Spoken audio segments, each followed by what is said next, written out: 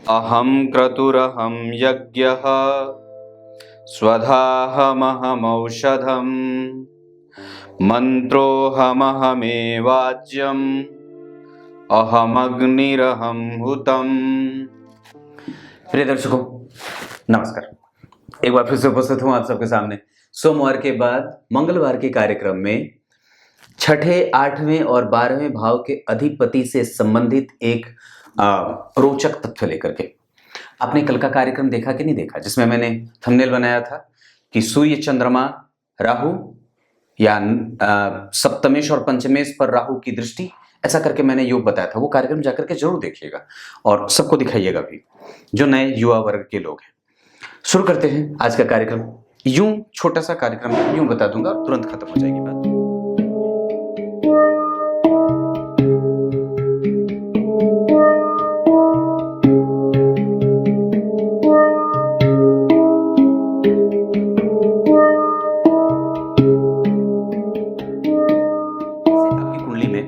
जो छठे भाव के अधिपति हैं, जो 8वें भाव के अधिपति हैं, जो 12वें भाव के अधिपति हैं, ध्यान से समझिएगा। जो जन्म कुंडली के छठे भाव के अधिपति, जो 8वें भाव के अधिपति और जो 12वें भाव के अधिपति हैं, अगर ये इन्हीं यहीं बैठे हों, यहीं बैठे हों, यहीं बैठे हों और यहीं बैठे हों, मतलब इन ये तीनों भावों के अधिपति अगर यहीं बैठे हों, या फिर अगर ये तीसरे भाव में बैठे हों, या ये छठे भाव में बैठे हों, या ये 10वें भाव में बैठे हों, या एकादशवें भाव में बैठे हों, मतलब अगर इनकी स्थिति ऐसी बनती हो कि तीसरे, छठवें, 10वें और एकादशवें भाव में अगर बैठे हों छठवें, 8वें और 12वें भाव के अधिपति।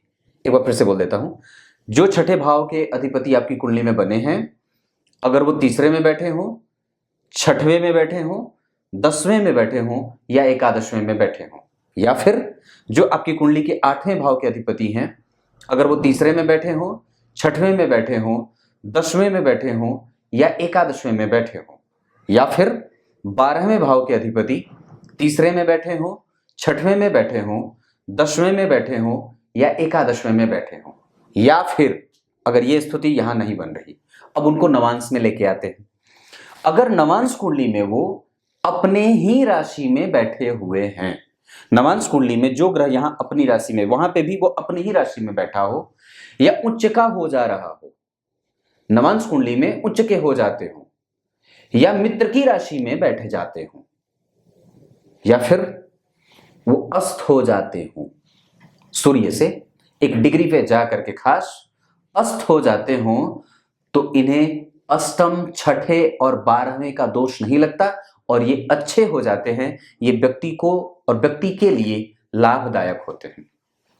एक बार फिर से बता दूं, तीसरे भाव में अगर छठे, 8वें और 12वें भाव के अधिपति तीसरे, छठे, 10वें और एकादशवें भाव में बैठे हों, और नवांश कुंडली में अगर वो अपनी उच्च की राशि में जाते हों, या मित्र की राशि में जाते हों, या खुद की राशि में चले जाते हों, या अस्त हो जाते हों नवांश कुंडली में जाकर के, या फिर लग्न कुंडली में ही ये अस्त हो जाते हों, तो ये परेशान नहीं करते और ये कष्ट देने वाले नहीं बनते, या ये कह सकते हैं कि इनका कमजोर होना ही अच्छा होता है। साथ ही साथ अब ये तो पहली, दूसरी, तीसरी बात थी। चौथी बात क्या है, अगर लग्न के अधिपति जो जन्म कुंडली में बनते हो वही आपकी कुंडली के अष्टम भाव के भी अधिपति बनते हो, तो ये एक लेवल में आकर के अच्छे परिणाम देते हैं। लेकिन दूसरा सूत्र ये कहता है कि लग्न के जो अधिपति हों और अष्टम भाव के जो अधिपति बनते हों, अगर वो आपस में मित्र होते हों, तो अष्टम भाव के अधिपति अपनी दशा काल में कमजोर परिणाम नहीं करते, मतलब कष्टदायक उनकी स्थिति उतनी नहीं होती है जितना वो आम तौर पे करते हैं, या सामान्यतया वो परेशान करने के लिए जाने जाते हैं। मतलब कहने का यह है कि आपकी कुंडली के लग्नेश और अष्टमेश अगर मित्र हों, तो समझ लेना चाहिए कि अष्टमेश की जो दशा है वो अच्छी जाएगी या सामान्यतया बेहतर जाने वाली है। ये बात आपको जांचने की है कि आपकी कुंडली में लग्नेश कौन है अगर, और अष्टम भाव के अधिपति कौन है, ये दोनों की स्थिति कैसी बन रही है, ये देखने की स्थिति बनती है। अगर वो अस्त भी होंगे तो भी आपको कमजोर और परेशान होने की कोई आवश्यकता मैं नहीं समझता हूं, और अगर वो उसी भाव में बैठे हैं तब तो कोई भी विचार करने की बात ही नहीं है, निश्चिंत रहिए। अब ये छोटा सा कार्यक्रम था, सो तो बना दिया। अब आइए गीता जी के आरंभ में बोले गए गीता जी के श्लोक का अर्थ बता देता हूं। गीता जी के 9वें अध्याय के 16वें श्लोक में भगवान ने बात कही है। क्या कही है? यज्ञ भी मैं हूं, उसमें डाली जाने वाली आहुति भी मैं हूं, मंत्र भी मैं हूं, ओमकार भी मैं हूं, सृष्टि का निर्माण, प्रलय, निधन, जन्म, मृत्यु, मोक्ष सब मैं हूं। और उसके बाद ब्राह्मणों के द्वारा जो बोले गए मंत्र होते हैं और मंत्रों के बाद जो आहुतियां डाली जाती हैं वो भी मैं हूं। और उसके बाद ऋग्वेद, सामवेद, यजुर्वेद, अथर्ववेद सब मैं हूं।